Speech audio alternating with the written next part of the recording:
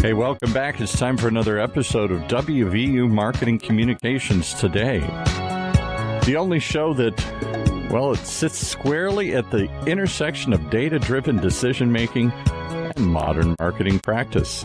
With one of our modern marketing gurus this morning here. Hey, Nathan, just been upgraded to the head of marketing for SwipeBuy, a startup that helps restaurants offer curbside services. Welcome again, Nathan Pieratt. Thank you. Did I get the title correct here? I want to make sure. It's a new title. Yes, what is SwipeBuy? We'll give you a little quick plug for SwipeBuy here. It sounds like a cool idea. Not drive-by, SwipeBuy. SwipeBuy, that's right. Our young founder had this great idea that, restaurants need to be able to meet their customers where they are, and more customers are in their cars. And it's super convenient to be able to drive up right to the restaurant and have that waiter come out and give you your food. How cool is that? So we've got a system in place that helps the restaurant be pinged right when they pull into the parking lot. You know you're coming. We walk right out. There's your food. So then I have to stand there and wait for 5 minutes because you said you're coming here and whatever. They know you're there. You bring it right out. They know you're there. That's right. They get that notification, the restaurant, through our tablet system and our GPS system. And it's for your busy moms or your on-the-go parents. It's magic. I'm a father of 4. I've used it. That's what convinced me to join the team. Oh, I tell you. Well, I'm a grandfather, and the last thing I want to do is every time we go get I ordered some food. Now I got to unstrap him, drag him in, and then we stand there in line and wait. And then, of course, I got to load him back up, and I'm holding the food and all this other. And it sounds simple, but it's a juggling act when you got a 4 or 5-year-old or a couple of them in the car here. That's right. That's right. And the SwipeBuy app now is available in the Winston-Salem, Charlotte, North Carolina area, but we're about to go nationwide. Okay, that was what I was going to ask. Yeah. All right. Well, cool. We'll have all kinds of restaurants, for you to choose from. We've really got a lot of momentum going. So keep an eye out for us. We'll be in the news. All right. Well, maybe your guest Whitney wants to order something this morning here. I don't know where she's at, but we'll find out. I'm here. I'm a mom of twins. Of course I want to order something. Wouldn't that be cool that you could just run right in? I mean, they would know to the second you're coming up right now here. Bring that food out. I don't want to unstrap those twins and wait around and then go through all the hassle of reloading them in the car here. What a cool idea. Yeah. We just didn't leave the house, so this was Well, that's where we're all at. All right. Well, so you guys are going to talk about a different kind of driving today here. What are you going to talk about today? So today's topic, we've got Whitney with us, a very talented professional in the industry. And the topic we're going to cover today is how do you drive integrated marketing communications in a large matrixed organization. So a lot of our students are either working for large organizations or working for or looking to work for one of those large organizations. So how do you manage that integrated marketing communications process? And Whitney's going to give us some insights on that, right? Yeah. We should just jump right into it. So in a small organization, communications and marketing might be the same person or team. And as that company grows, that marketing and advertising might reside under one leader, while communication resides under another leader. So all of a sudden you're splitting those roles. Communications might have different priorities: public policy, issue management, earned media. Marketing and advertising might be focused on brand awareness, sales revenue. How do you stay, and this is your question, Whitney, how do you stay integrated when you're matrixed differently and reside in those different locations? Lots of silos. Communications is a huge part of it. Asking questions, making sure you have the right people at the table, and understanding what everyone does versus assuming you know what other people do, right? So we learn about integrated marketing in our classes or in other jobs. And then as you get into a bigger organization, you might think, well, wait a minute, who's looking after how we talk to the customer and how do we take that into consideration and what they might be seeing in the media? And so I am a big proponent of making sure you're asking good questions, have the right players, and communicate. Okay. As we ask those questions, are we reporting to different leaders in that process? So I've had the opportunity to work at Ford, Procter & Gamble, General Motors. And in a lot of those organizations, marketing and advertising report up into one vice president, and communications or public relations report into another one. And so they talk at a senior leader level, but sometimes that doesn't transcend down to the working level. So it's up to us to make sure that we're working jointly and holding hands through maybe a product launch, could be any kind of product, could be a new app, could be a car, could be a banking offering. So just making sure that you understand the left and the right hand and that you're working together to deliver what your customers need. Is there a secret? I mean, you clearly have worked for lots of large organizations. And I have to some degree, in trying to keep all the different players informed. Some organizations use different types of communication tools. Is there a certain tool or a process that you use, or is it pretty organic and just depends on the relationships you have to deal with?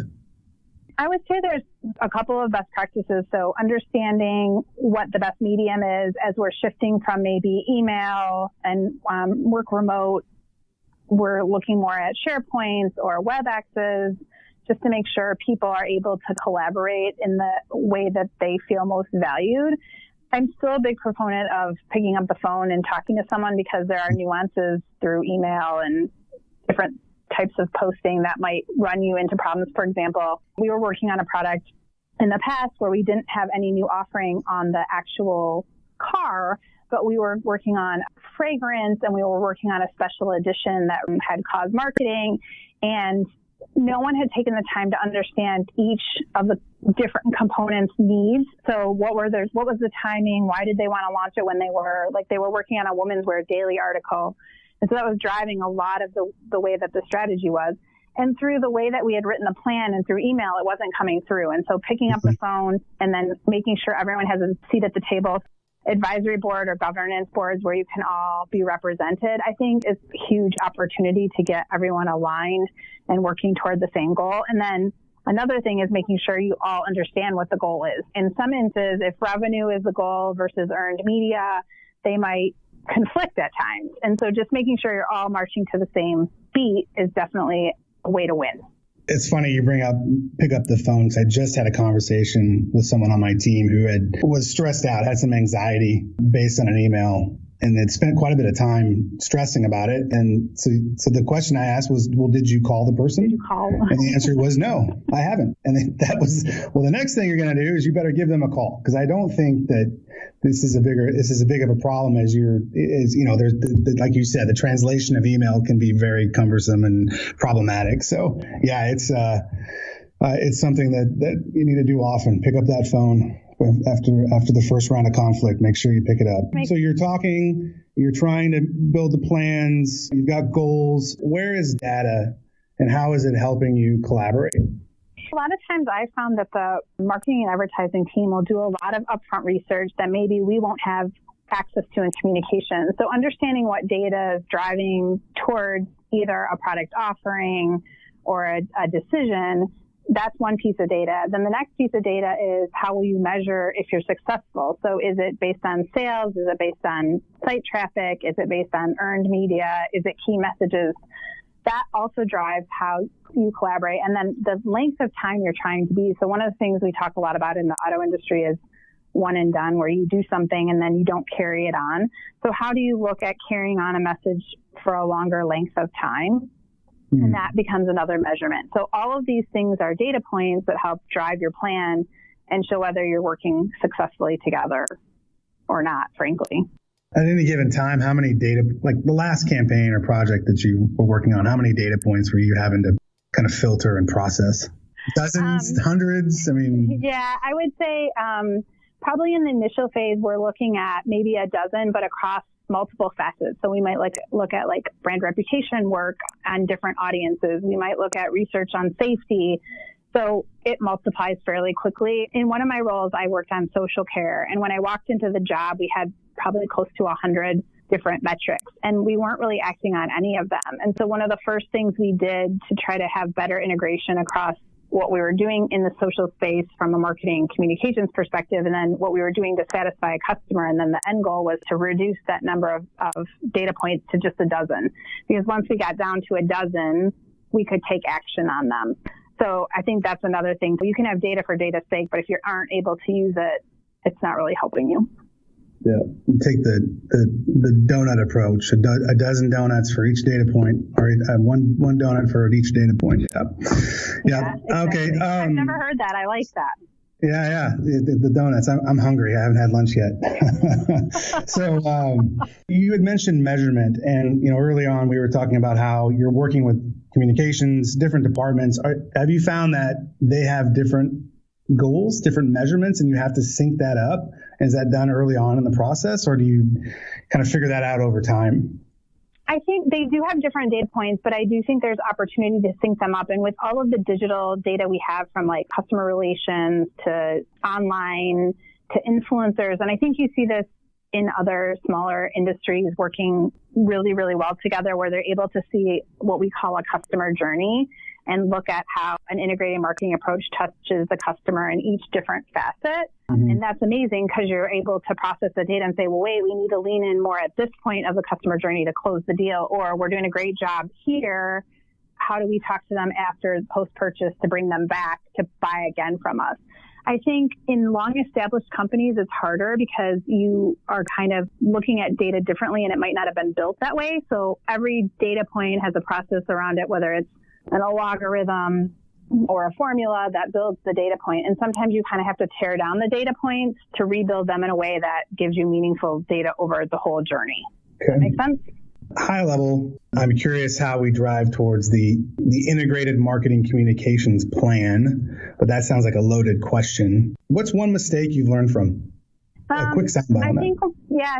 I think the mistake that I learned from was, we know what the saying "you assume something" means an ass out of you and me, and I'll probably get edited, but don't assume. I think the mistake that I made is that I understood all of the nuances of the marketing and advertising team early in my career and how maybe an advertisement came to market. And I didn't fully understand the process of the research and the work that goes in to bring it. Just because I didn't personally like it, I had my own bias. And so that was a mistake I made early on coming from a PR perspective. And once I understood more of the integrated plan and how we work together, it was much easier to work with the team to understand their research, weigh in on the research early, and validate some of the customer experience that I had in the communications grassroots plan and how were they leveraging that, and then help look at it in a longer term. So just don't assume at the beginning you know everything. Like I said, ask questions and learn about it. And that was one of my early mistakes. I was on a team where and this is on the creative side, we assumed that upper management didn't want to see plastic bottles on a package. And so we spent 3 months working on the creative, finally showed it to the CMO, and her response was, I want to see a plastic bottle on the package. And so the photo shoot had been scheduled, all that money and time had been spent, and we had to scramble, and that package has a plastic bottle on it. I have the picture framed in my office to help me remember not to assume from it, right? that highest level of leadership needs to make sure someone needs to make sure they've talked to them and signed off on their expectations and potentially biases and all those things, so we're all aligned. That was a honey mustard project. I love my honey mustard. Yep. We're going to go to break, so we'll be back in just a minute. Okay, well, this will give you long enough just to pause and digest some of the mind-blowing stuff we're talking about here today. But there's a place you can learn more of these kinds of cutting-edge concepts. It's West Virginia University's online data marketing communications program, first graduate program of its kind in the country, focusing on strategic thinking, problem-solving, and informed decision-making. We're trying to do here today, get some informed decision-making data. The Data Marketing Communications Program prepares you for a career in all these exciting new fields by learning the innovative tactics from award-winning faculty like those presented here each and every week. You can learn more.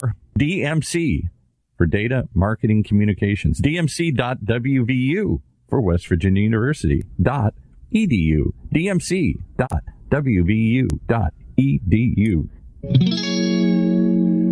And let's pick it back up with this interesting conversation about integrate. Can I ask a question, an old man's question here? You guys are much younger in this field than I am. I go back a long ways. And when I started, I too started in public relations. And we all had separate agencies. There was a PR agency, and then you brought in the ad agency, and later you brought in the online, when they started being created, the digital agencies and stuff. Is what you're talking about the eventual death of all these individual agencies, these individual silos? I'm assuming it's the same way in the company. There's the PR department and they have a head, and then there's an advertising department, there's somebody else. Are we going to get just one group of people, or are we still going to have all these little specialties and try and integrate them into a team? I can answer it from a larger agency perspective. So we work with large agencies that still have public relations and advertising agencies under them, but the expectation is that they will work together since they're under the same agency umbrella. So if they're bringing integrated marketing ideas from the agency side as well as internally. But do they understand? That was always my confusion too. I don't really understand what those other folks do. I know what I do and I know what I need. I sort of think I get what they do, but I may or may not really understand even how they work, much less how they approach the problem. I think every day it's getting better and there's more sharing of information. And the whole idea we're working towards integrated marketing is opening a lot of those lines of communication. And it's on us to learn and understand what everyone else is doing, right? To your point. I think it's a great example of the mustard story because I lived through too many of those mustard stories myself here where we assumed we knew and we had no clue really what the other folks were doing or even the people who were overseeing the project were doing because we were all doing our own little things here. Yeah, I think Whitney's right. It's getting better. My experience with working, we were a smaller agency that worked underneath a much larger agency. They drove the campaigns. They were the ones kind of coming up with the big ideas, and then it would funnel down to us. And depending on the leadership, we would either be informed of all the things we needed to know, or we had a relationship where we could raise our hand and say, hey, wait a minute, we're being measured on this. You haven't really accounted for that yet. We need your help to figure out how we're going to take your message and redo it. So agencies are working very hard to provide the service clients are now demanding. If there is a communication problem, the agencies probably need to figure that out pretty quick because the clients aren't going to be okay with that. At least that's my experience. We're bringing in integrated marketing communications. So does that actually mean, Whitney, we're going to have to sit in more meetings, more planning, more discussion across players and platforms? I think it depends on the organization. I mean, in an ideal world, you can still have people who are working on marketing or advertising specific and some people working on public relations. But to your point earlier of making sure you're setting the goal at the beginning for having an integrated marketing communication plan, then potentially no, you would be sitting in progress meetings, but not working level meetings, right? So if you set the goal of an integrated marketing plan and then peel off into the work, then there should be check-ins. And if there are open lines of communication, that would be ideal. I think over the beginning, when you're trying to get to integrated marketing, it might require more meetings, especially if you're in an organization that was very heavily matrixed before. So it might be organization dependent. I would agree with that for sure. That's been my experience as well. Some of those organizations there's just so many players. You just have to have a lot of meetings up front. You got strong leadership in there who understands what a good integrated marketing plan looks like and what the goals are trying to achieve. It goes pretty quick. That assumes everybody in the room's listening, which doesn't happen all the time. How do you, and this is that loaded question, but how do you drive towards an integrated marketing communications plan? It's just trying to think about the long-term goal and what levers you need to pull to be successful, right? So there are going to be times when you just need earned media. Like maybe you're in the middle of issue management and you need to put out a statement and that's it. And that's not integrated marketing. But maybe you're trying to do a new product offering and you want to make sure that the customers know about it. You want to make sure that the media are talking about it. You want to make sure that the customer can find it and purchase it. If you're in a storefront, then you need to make sure that the storefront understands what's coming. And then that would be a more integrated approach. You have to start with the goal in mind and then go back and figure out what data points are we trying to achieve and what are the levers we have to pull to get there. To me, it's all about starting with the end in mind and deciding how you get to an integrated plan. And not every plan is going to pull every lever. I think we need to be respectful of that as marketers. Sometimes it's just not going to need everything. Yeah, get reasonable scope.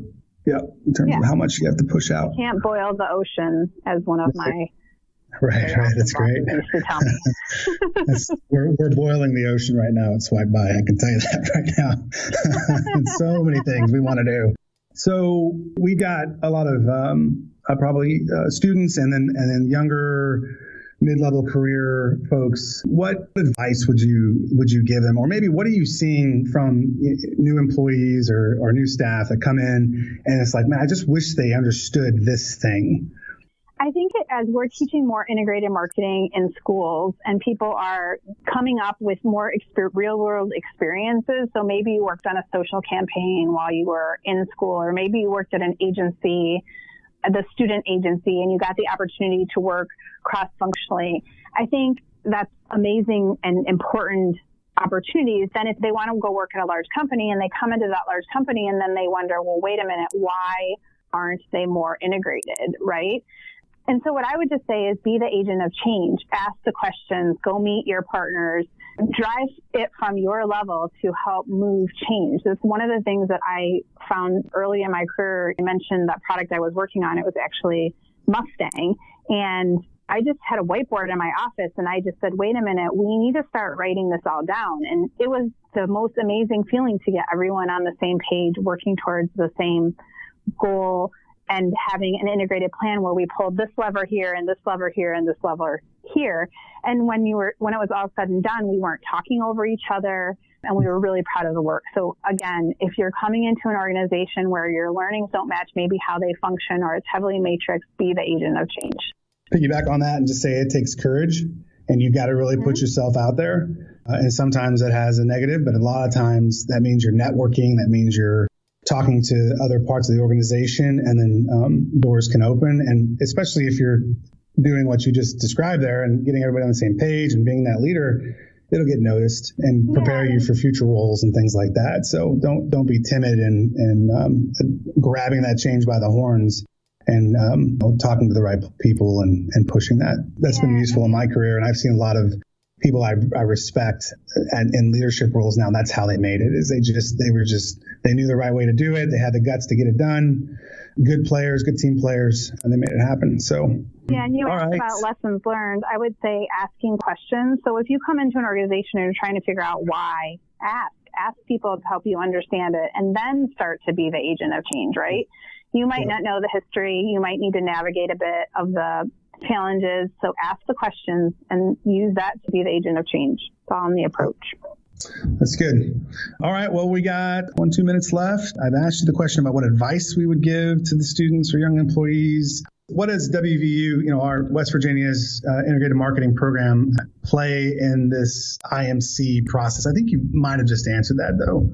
Do you have anything else to add to that? I have one more thing to add to it. So I think one of the things that was really interesting for me when I went through the program, and I graduated in 2016, taking classes that maybe I didn't think were in my sweet spot so that I could understand like direct marketing and things that maybe I didn't know so that I could bring that full IMC process to my future work. There were a lot of people in my PR class that had never taken or done PR, and I think it was very enlightening for them to understand the challenges you might face in the PR communications area that are slightly different than a marketing area. So like issues management, we talked a lot about being prepared with statements for crisis or issue, just different aspects that make you more well-rounded as you try to go forward and bring better integrated marketing. And that's what the program is all about. And data is a huge part of it as well. Awesome. I totally agree. That's been my experience with this program as well. Background in design. I want to understand my marketing counterparts better, and the program really shed a lot of light on that process and the tools you need to use to actually be a marketer and not just a creative. I totally agree. That's great. That's great advice. Great words. What about the insights from the classes and how you translate those into your future work, like getting a job or learning to apply it in your job, maybe? This degree has been a fantastic compounder for my career. Out the gate, I have a lot more tools and I feel very confident actually in being able to serve the diverse needs of the clients. It just seems to be growing and growing. They need you to know a lot. They need you to know a lot to help them win, help, especially on the creative side. You want your ideas to win. The degree has been fantastic. All right. Last word goes to Whitney. I was just going to say, the integrated marketing campaign that you develop, use that to find your weaknesses and learn, because you will apply that every day in your job. So whether it's tools or crisis or issue management or the PR elements of the campaign, work on that the most, because that will help you just huge dividends later on. Okay, we're going to leave it there. Thanks so much. How do people get in touch with you, Whitney? You can find me on LinkedIn. It's Whitney E. Drake. All right. And Nathan? Same thing. You can find me on LinkedIn. Okay. I was going to say same thing. You have the same email? No. Same platform. Same platform. All right. Well, thanks. Yeah, that's good. That's good. All right. We'll look forward to hearing from you guys again. See how well you keep playing well with others here. That sounds great. Thank you, Whitney. Great interview. Really appreciate your time. Ethan. Thanks. Bye-bye. You've been listening to WVU Marketing Communications Today, brought to you live from West Virginia University, a bi-weekly program that sits at the intersection of data-driven decision-making and marketing practice, only on the Funnel Radio Network, for at-work listeners like you.